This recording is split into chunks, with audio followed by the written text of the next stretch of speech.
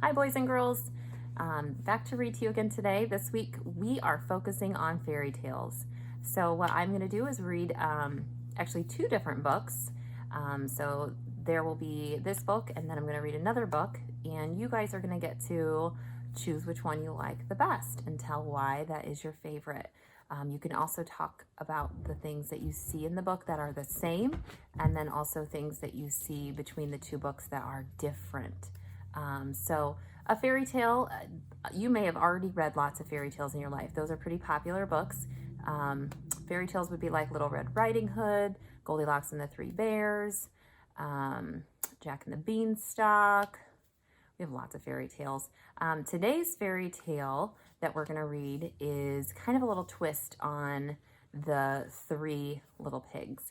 And this one is called The True Story of the Three Little Pigs. And of course, Hazel's back there to read with us as well. So this is the title, The True Story of the Three Little Pigs. Okay. All right, let's get started. Okay, this first page is kind of interesting. It says, everyone knows the story of the Three Little Pigs, or at least they think they do. But I'll tell you, or I'll let you in on a little secret. Nobody knows the real story because nobody has ever heard my side of the story. All right, so that tells us that this book's being told by the wolf. The wolf is telling this story, and there he is. All right, I'm the wolf, Alexander T. Wolf. You can call me Al. I don't know how this whole big bad wolf thing got started, but it's all wrong. Maybe it's because of our diet. Hey, it's not my fault wolves eat cute little animals like bunnies and sheep and pigs. That's just the way we are. If cheeseburgers were cute, folks would probably think that you were big and bad too. All right. But like I was saying, this whole big bad wolf thing is all wrong. The real story is about a sneeze and a cup of sugar. And on this page, we got this fun writing. It says, this is the real story. Way back in Once Upon a Time, I was making a birthday cake for my dear old granny. I had a terrible sneezing cold and I ran out of sugar. So I walked down the street to ask my neighbor for a cup of sugar. Now this neighbor was a pig, and he wasn't too bright either. He had built his whole house of straw. Can you believe it? I mean, who in his right mind would build a house of straw? So of course, the minute I knocked on the door, it fell right in. I didn't want to just walk into someone else's house, so I called, Little Pig, are you in? No answer. I was just about to go home without my cup of sugar for my dear old granny's cake, and that's when my nose started to itch. I felt a sneeze coming on. Well, I huffed and I snuffed, and I sneezed a great sneeze. Oh no.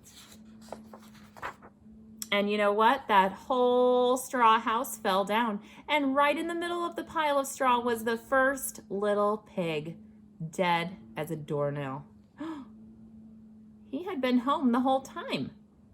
It seemed like a shame to leave a perfectly good ham dinner just lying there in the straw, so I just ate it right up.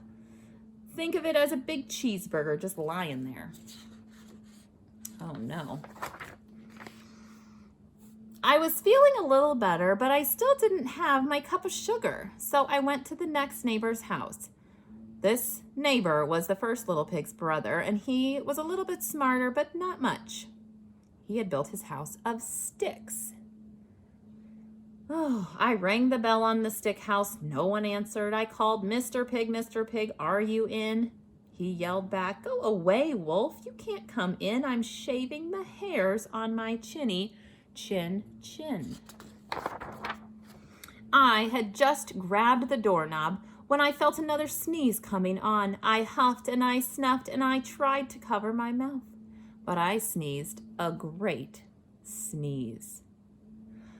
And you're not going to believe it, but this guy's house, it fell down just like his brother's. And when the dust cleared, there was a second little pig, dead as a doornail.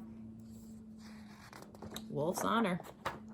Now, you know food will spoil if you just leave it out in the open, so I did the only thing there was to do, and I had dinner again. Think of it as a second helping. I was getting awfully full, but my cold was feeling a little better, and I still didn't have that cup of sugar for my dear old granny's birthday cake. So I went to the next house. This guy was the first and second little pig's brother. He must have been the brains of the family. He had built his house of bricks. I knocked on the brick house, no answer. I called, Mr. Pig, are you in?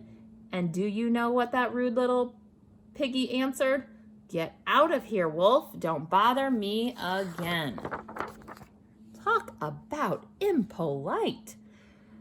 He probably had a whole sack full of sugar, and he wouldn't give me even one little cup for my dear, sweet old granny's birthday cake.